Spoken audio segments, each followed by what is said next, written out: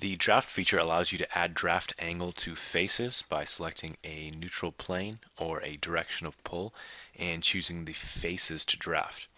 So we'll choose the draft tool here, and we'll start with the neutral plane option. And the first selection it asks for is the neutral plane. We'll start off by selecting the bottom face. And the important thing to keep in mind with the neutral plane is the neutral in its title. The neutral plane won't change in dimension. It's any faces that you choose that are outside of the neutral plane that are going to change.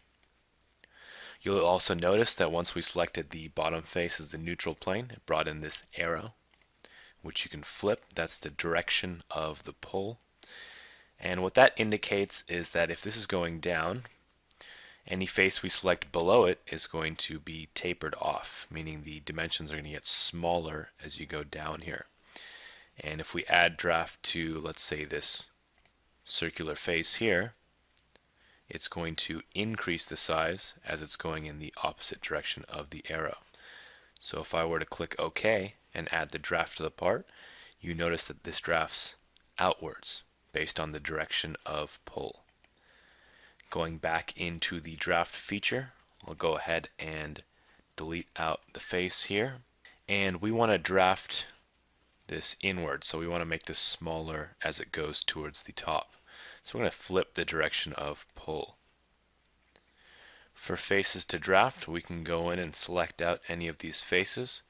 There's also options for face propagation. So if I select this face, for example, next to the fillet there, we have 3 faces there that are tangent to each other. So if we choose a long tangent, it's going to select those 3 faces. And because there are no fillets between our other sharp edges there, it doesn't follow along any of the other faces. I'll go ahead and delete out this face now, and we'll look at the other options. Of course, we can select this manually and just choose none and just select out any of the faces we would like.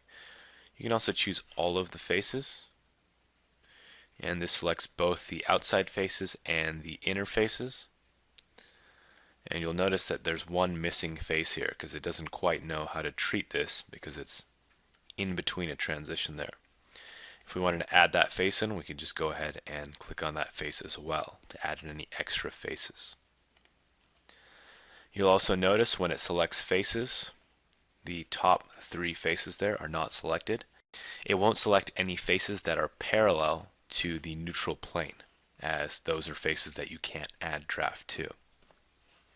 So the last 2 options are inner faces. You see it selects the inner faces of that cutout.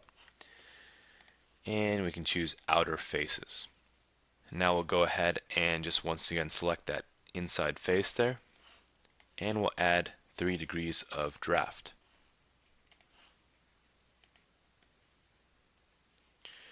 And we can see the effect of that.